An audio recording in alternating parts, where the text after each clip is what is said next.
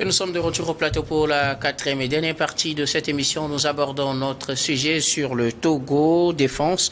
Les forces armées togolaises FATS ont présenté leur grand rapport annuel au chef de l'État. C'était lors d'une cérémonie qui a eu lieu ce samedi 13 janvier 2024 à Kara. Les forces armées togolaises ont donc présenté leur rapport annuel au chef de l'État. Occasion de revenir sur les acquis, leur disponibilité à lutter contre le terrorisme, à se tenir aux côtés du chef de l'État dans sa politique de sécurisation du territoire. Nous savons que notre pays est confronté au relent terroriste avec des incursions qui marquent le pays depuis quelques années déjà. Et donc, les forces armées togolaises sont en avant-garde dans la lutte contre le terrorisme au Togo. Occasion pour eux de faire le point au chef de l'État. La cérémonie s'est déroulée ce samedi 13 janvier 2024. C'était à Kara, Fioclou. Oui, ça fait plusieurs années que la force armée togolaise présente le rapport annuel au chef suprême qui est le président de la République, chef de l'État. Le rapport de l'année 2023 a été présenté le samedi à Kara, comme tu viens de le dire. Le chef d'état-major général a parlé au nom des siens, a confirmé au président de la République qu'ils sont là pour défendre l'intégrité territoriale du pays, de participer à la paix et à la sécurité. Et pour preuve, avec le terrorisme au nord, nous avons vu les éléments des forces armées togolaises à l'action.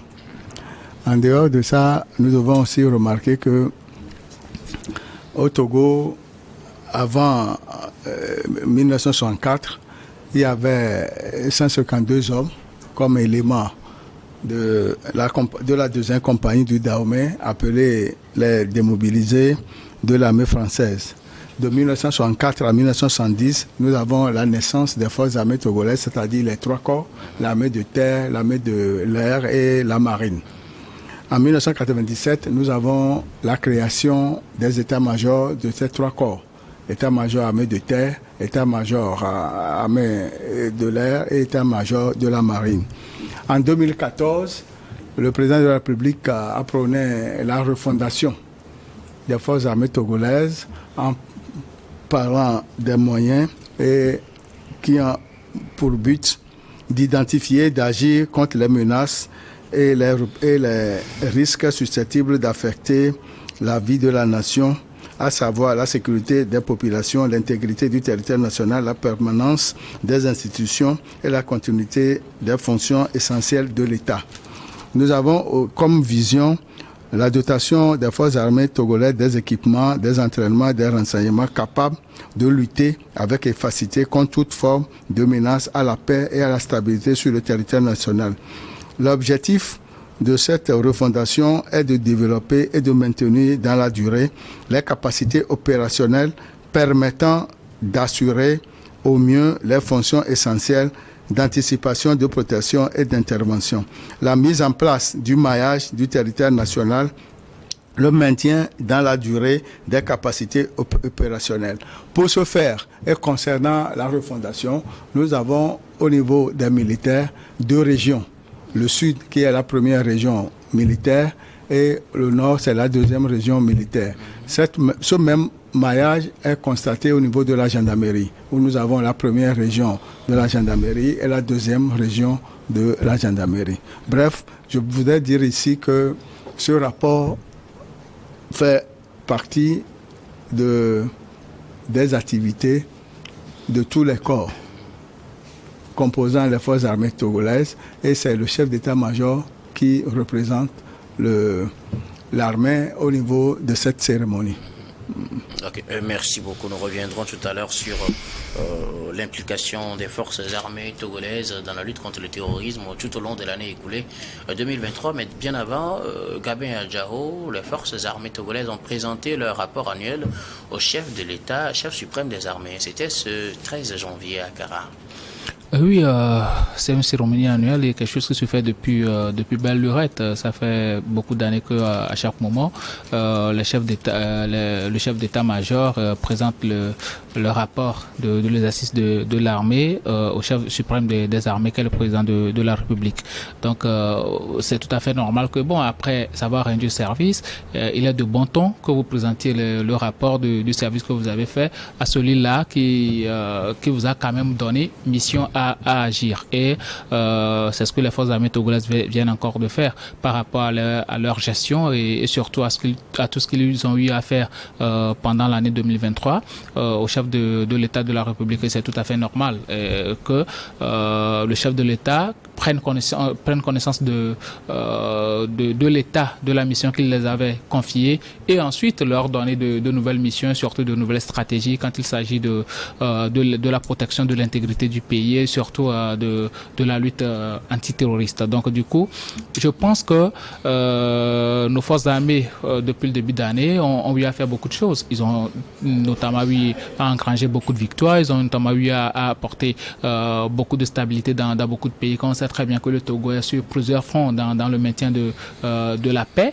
Donc du coup, je pense que aujourd'hui, nous sommes dans une situation où les forces armées togolaises peuvent s'enorgueillir et puis bon, se dire que on a combattu le bon combat ou dans la mesure surtout où ils ont eu à combattre réellement les terroristes et tous ceux-là qui aimeraient intenter à la sécurité et surtout à l'intégrité nationale, ils ont quand même apporté leur va-tout à ce niveau-là. Ils ont tenu bon et aujourd'hui, il faut quand même les féliciter par rapport à tout ce qu'ils ont eu à faire et surtout féliciter aussi le chef de l'État togolais parce que sans les moyens, je ne pense pas que les forces armées togolaises auraient pu arriver à ce niveau-là. Il a su quand même mettre les moyens humains, les moyens logistiques et surtout les matériels de guerre à disposition pour qu'ils puissent remplir leur mission en bonne et due forme et c'est ce qu'ils ont eu à faire. Et après tout cela, il faut quand même rendre compte de ce qu'on a eu à faire et surtout attendre les nouvelles instructions du chef de l'État, chef suprême des armées et je pense que c'est ce qu'ils ont eu à faire.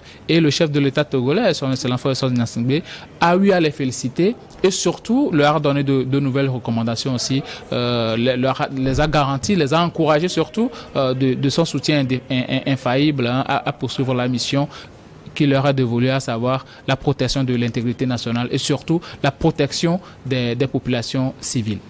Alors, il faut dire que les forces armées togolaises ont, au cours de cette cérémonie, saisi l'occasion de réaffirmer leur engagement aux côtés du chef de l'État dans la lutte contre le terrorisme. Occasion pour nous de revenir sur cette lutte contre le terrorisme au Togo. L'année 2023 a également été marquée par des incursions terroristes au nord de notre pays, Fioclou. Oui, suite à ces incursions, le gouvernement a demandé à l'Assemblée nationale, qui a voté une loi qui a permis au gouvernement d'avoir les moyens pour faire face à cette situation. Et nous avons aussi à remarquer que le gouvernement a pris les taureaux par les cornes en mettant en place un investissement important pour les ouvrages sociaux collectifs afin de permettre à la population de ces milieux de vivre normalement et de ne pas adhérer au mécanisme des djihadistes.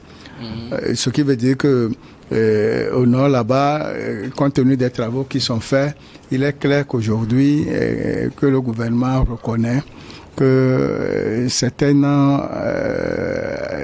absences d'infrastructures régulières ont fait que ce fléau a voulu prendre place à ce niveau. Vous parlez du PURS, le programme d'urgence pour la région des Savanes. Pour la région des Savanes. Cette région qui est la plus touchée. Qui est la plus touchée au niveau de la pauvreté. Donc toutes ces mesures font qu'aujourd'hui, les matériels, les équipements, les moyens humains sont mis à disposition et que tout se passe bien à ce jour sur le terrain. Gabin, l'occasion pour nous de revenir sur l'implication des forces de défense et de sécurité dans le nord du Togo à lutter contre le terrorisme, les incursions terroristes qu'on connaît venant du Burkina Faso, notre voisin au nord.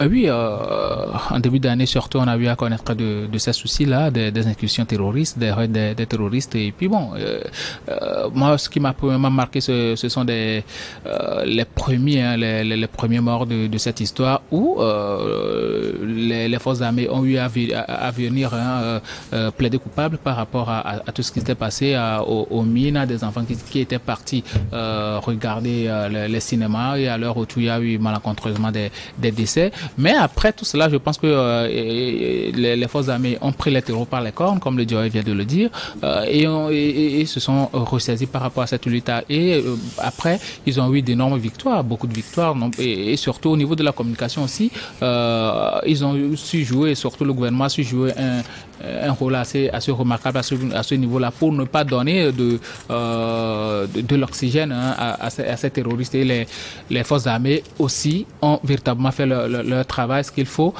pour mettre le pays à l'abri de ces gens mal intentionnés. Donc pour moi aujourd'hui, quand tu vois tout le parcours des forces de l'ordre pendant ces périodes de terrorisme, pas que dans la zone du Nord, mais aussi dans la zone Sud, il y a eu des formations, il y a eu le bouclage du territoire, et puis surtout sur la côte, tu vois des matériels roulants à chaque moment, même à la plage, il y a des forces armées à chaque moment qui circulent pour voir s'il y a de ces genres de personnes-là, pour pouvoir les annihiler. Donc du coup, c'est un travail de chef, si je peux le dire, qui avait été fait et qui continue d'être fait par les forces armées. Surtout les moyens ont été mis en œuvre. Donc du coup, on peut dire que c'est un grand travail qui a été fait. Quand on prend le cas du Nord, notons qu'au début de cette histoire, là, il y avait eu des déplacés. Mais aujourd'hui, par le fait que les forces armées ont rassuré les populations,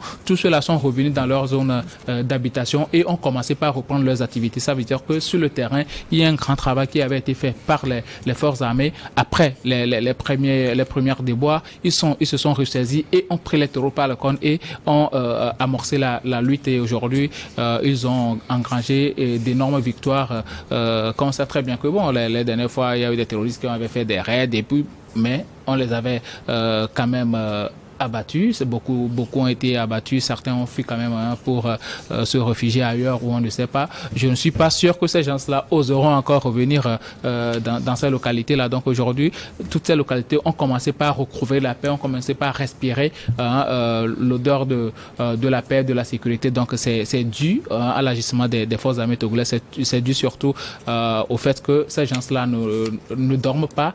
Ils sont là toujours, comme eux-mêmes ils le disent, ils vont se tenir à la brèche et ils le font très bien. Monsieur Claude Anglenou, les forces de défense et de sécurité au Togo ont quand même fait de leur mieux au cours de cette année 2023 pour assurer la sécurité des Togolais dans le Nord surtout. Oui, il est vrai qu'aux premières heures des attaques, il n'y avait pas eu les dispositions nécessaires. Le commandant en chef des forces armées togolaises, le président de la République, avec son état-major restreint, avec l'appui des uns et des autres, a fait le déplacement, a remonté le moral des troupes, a mis les équipements qu'il faut à la place qu'il faut, et voilà que aujourd'hui on peut mettre un youf de soulagement, parce qu'à chaque fois quand il attaque, les terroristes sont repoussés. Et l'appui de la population civile aux éléments des forces armées togolaises a été salutaire, parce que ça a amené un vivre ensemble, une cohésion entre la nation et l'armée, tout en sachant bien sûr que l'armée fait partie de la nation. Et personne ne peut dire aujourd'hui que les forces armées n'ont pas fait l'essentiel qu'il fallait. Et c'est pourquoi ce grand rapport doit édifier le chef de l'État, et c'est pourquoi aussi le chef d'état-major a toujours affirmé que son institution soutient sa politique de paix et qu'elles sont garantes de la stabilité du pays. Alors, il faut revenir aussi pour dire que malgré tout ce qu'on dit, le terrorisme n'est pas pour autant annihilés au Togo. Les élans terroristes sont toujours là. On doit être content d'une chose, c'est qu'à l'étape actuelle, du moins officiellement, il n'y a pas de base terroriste au Togo. Et ce qu'on connaît, c'est des incursions, mais que la veille doit toujours continuer. Oui, puisque la stratégie mise en place dans les zones où il y a les attaques permettent à suffisance que ce sera difficile aux terroristes de faire encore des incursions. Parce que les moyens sont là, la surveillance aérienne avec les drones, tout ça, en fait que ce serait difficile pour eux encore de pouvoir gagner du terrain sur le territoire togolais. Gabin, il faut continuer quand même la vigilance parce qu'ils ne sont pas, disons, définitivement enrayés au Togo. Oui, bien sûr, nous ne sommes pas totalement à l'abri de ces raids-là, de ces terroristes. Donc, du coup, il faut quand même être toujours vigilant. C'est pourquoi les forces armées, même le gouvernement, a toujours dit à la population d'être vigilant. On dit toujours à la population d'être vigilant par rapport aux incursions terroristes et surtout dénoncer ceux-là qui aimeraient établir une base et surtout infiltrer les populations. Donc, c'est à la population, c'est une lutte commune. C'est une lutte non seulement de l'armée, mais aussi et surtout de la population aussi, parce que ce sont les populations qui sont les premières victimes. Donc, il faut quand même essayer quand même de communiquer beaucoup plus avec les forces armées quand on constate un certain nombre de choses, de discuter avec eux, de les alerter sur un certain nombre de choses pour qu'ils soient aguerris à nous défendre. Comme on le dit toujours, aidons-les à nous aider. Donc c'est ce qu'il faut faire aujourd'hui. La lutte terroriste est une lutte de longue haleine, mais je pense que le Togo est en train de faire du bon boulot. Quand on sait que tu viens de le dire, il n'y a pas encore de base terroriste au Togo et il n'y en aura jamais, j'en suis sûr. Donc je pense que ce rapport, c'est non seulement ce ne sont pas de félicitations et autres qui sont intéressés de part et d'autre du côté du chef de l'État et aussi du côté de l'armée, mais aussi c'est pour faire le point sur la gestion des deniers publics ou bien des fonds qui ont été alloués à l'armée. Donc ça va leur permettre de faire le point et de savoir si ça a été suffisant ou pas. Cette année, on a porté le budget de l'État à plus de 2000 milliards. Ça veut dire que il y aura beaucoup plus un pourcentage qui sera ajouté à la lutte antiterroriste, surtout doté beaucoup plus encore. On sait que bon, déjà il y a les moyens qui existent, mais on n'est jamais trop bien pour encore s'armer. Donc on va encore ajouter aux moyens qui sont donnés aux forces armées pour qu'ils puissent continuer la lutte. C'est aussi faire aussi un devoir de mémoire par rapport aux disparus et surtout penser à comment gérer aussi les familles de ces disparus-là. Donc je pense que le gouvernement et l'état-major des forces armées togolaises est en train quand même de plancher sur ça pour voir comment on peut arriver à gérer et les moyens à doter à l'armée et aussi comment gérer aussi l'après de ceux-là qui sont partis dans cette histoire. Donc pour moi, je pense quand même que le Togolais, quoi qu'il en soit, on ne va pas dormir sous nos lauriers, mais il y a un grand boulot qui est être fait et on peut être fier de notre armée par rapport au boulot qu'ils abattent sur le terrain. Ils ne dorment pas, ils sont là à protéger la population civile. Donc on va les encourager à continuer à le faire et je sais que bon, le chef de l'État va encore les appuyer sur le terrain pour que ils soient des gens encore plus aguerris. Quand on sait que ce sont des gens déjà aguerris, ils seront beaucoup plus aguerris pour nous défendre. Alors, il faut dire que les forces armées togolaises, ce n'est pas seulement la sécurité du Togo à l'interne, mais c'est aussi des missions à l'étranger. Et parlant de missions à l'étranger, certains sont revenus cette année avec la fin de la mission. Qu'est-ce que je dis quand je dis cette année? Je veux dire cette année 2023, puisque là, nous sommes en début de nouvelle année, avec la fin de la mission onusienne au Mali. Je veux parler de l'aménagement des Togolais avait été déployé. On a eu des pertes en vie humaine du côté de nos militaires, mais quand même la plupart sont revenus. Oui, vous savez, le Togo participe souvent à ces missions de maintien de la paix, que ce soit entre-temps dans les années 2000 au Burkina Faso et en Côte d'Ivoire, que ce soit au Darfour, au Soudan et autres. Les Nations Unies même ont décerné une médaille à l'armée togolaise et surtout quand on parle d'une armée, il faut voir sa cohésion. Il faut voir la discipline qui entoure cette muette. Et pour qu'il y ait tant de succès, il faut nécessairement que cette armée soit bien équipée, bien entraînée et des formations de qualification comme il faut. Parce que dans un corps, il y a les différents types de corps de métier. Et il faut des spécialistes en la matière. Aujourd'hui, par exemple, les médecins militaires togolais sont du groupe des meilleurs sur le plan national. Ah oui.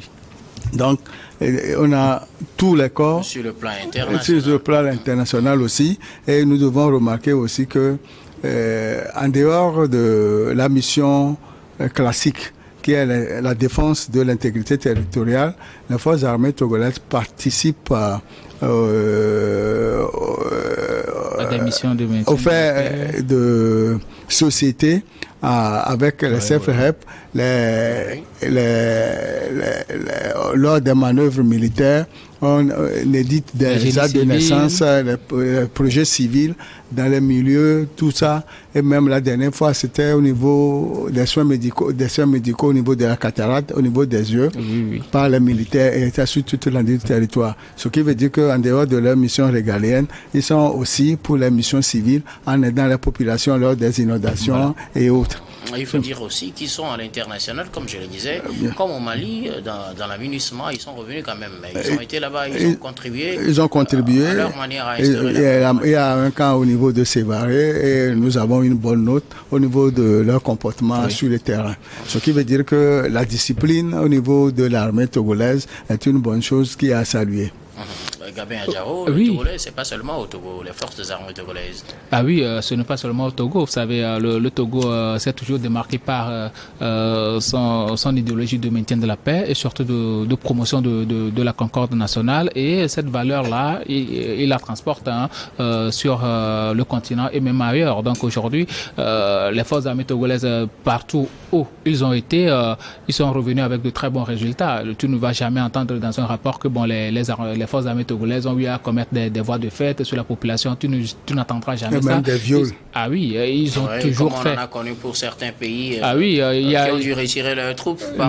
Les Togolais, peu importe. Et ça, je pense que c'est dans l'ADN du Togolais lui-même. Tu ne verras jamais en tant que quelque part un Togolais a eu à faire ceci, a eu à commettre ce genre de bêtises. Non, tu ne l'entendras jamais. Et les forces armées sont nos meilleurs représentants, nos meilleures représentantes dans cette histoire-là, partout où ils ont eu à assister ou bien à faire des missions de maintien de paix et autres, ils se sont sortis la tête haute. Et dans tous les rapports, on a toujours eu à les féliciter, à leur donner de très bonnes notes. Donc, on peut s'enorgueillir, être fier de ces forces armées-là par le biais du travail qu'ils font. S'ils sont partis de l'aménagement, ce n'est pas qu'on a dit que les Togolais, vous ne faites pas du bon travail. Aujourd'hui, je suis sûr que le Mali, quoi qu'il en soit, entretient de très bonnes relations avec l'État togolais. C'est parce que le Mali ne souhaite plus avoir le MINUSMA sous son dos. Mais je suis sûr que si aujourd'hui on demande au Mali de faire venir une cargaison d'un pays africain, je suis sûr que le Mali va accepter avoir les Togolais sur son territoire parce qu'ils savent faire du bon travail, ils savent maintenir l'ordre et surtout ne pas commettre des voies de fait. Ils respectent véritablement les droits de l'homme et on peut en être fier dans tous les domaines. Merci beaucoup à vous. Je reste avec vous, Gabin, puisque nous sommes pratiquement à la fin de cette émission. Je reste avec vous pour vos mots de fin. Mon mot de fin, premièrement, j'aimerais dire merci à New TV d'avoir permis ou bien de représenter le Togo. New TV qui représente le Togo dans cette compétition de la CAN, même si les éperviers n'y sont pas. New y est pour représenter le pays. Ensuite, j'aimerais demander au chef de l'État de tout faire pour permettre à la population de Tchévier de trouver de l'eau. Parce qu'il y a véritablement un problème d'addition d'eau dans cette ville-là. Or, c'est le chef-lieu de la région maritime. Il faut tout faire pour que cette population-là puisse avoir d'eau à satiété à utiliser pour qu'on n'appelle plus cette ville-là la ville au bidon jaune. Et troisièmement, il faut qu'on pense réellement à construire un panthéon pour nos illustres disparus. Parce qu'il y a tellement de disparus, les Demkodjo, les Agbouibo, les Aboudvo Assouma et autres, mais il n'y a pas de panthéon pour accueillir ces gens-là. Il faudrait qu'on arrive quand même à construire un panthéon pour les grandes personnalités. Ça va constituer un pan de notre histoire aussi, et aussi construire un cimetière militaire.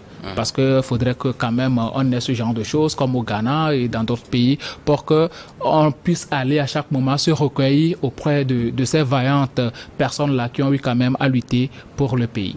Merci beaucoup à vous, Gabin Adjaro. Vous êtes juriste et analyste politique. Merci d'avoir répondu à notre invitation. Merci, cher Guillaume. Fioclou Adamblenou, vos mots de fin. Oui, je voulais profiter de cette occasion pour remercier le gouvernement pour les mesures prises à l'endroit des commerçantes et commerçants du marché d'Assisié suite à l'incendie du 21 décembre dernier.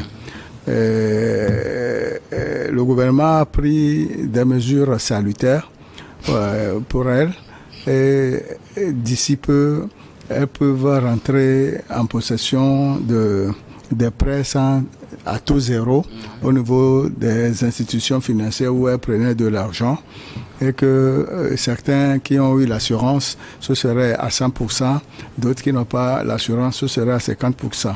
Mais ce qui est sûr, elles peuvent prendre le même montant de prêts qui ont été contractés avant cet incendie.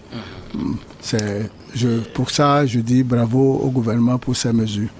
Il faut aussi profiter et souhaiter une bonne année, puisque c'est votre premier numéro au cours de cette nouvelle année 2024. J'ai souhaité bonne et heureuse année à tous les téléspectateurs et téléspectateurs au début de cette émission. Mais aujourd'hui, je dis bonne et heureuse année à tout le monde, et surtout au corps qui a fait son rapport le samedi 13 janvier 2024, au commandant des forces armées togolaises, aux officiers généraux, aux officiers supérieurs, aux officiers et aux hommes de rang. Merci beaucoup à vous, Fioclou Adamblenou. Vous êtes journaliste, directeur de publication du journal L'Enquêteur. Merci d'avoir répondu à notre invitation. Merci pour votre invitation. À mon tour également de dire merci à vous tous qui nous avez suivis. Merci également à toutes ces différentes équipes qui nous ont accompagnés, à Cédric à la diffusion, à Yves à la réalisation, à Stéphane Kouonou à la régie plateau. Merci également à toutes les équipes techniques et rédactionnelles qui nous ont accompagnés sur cette émission. Merci à vous. Je vous retrouve demain avec le même plaisir pour un autre numéro de Regard Croisé.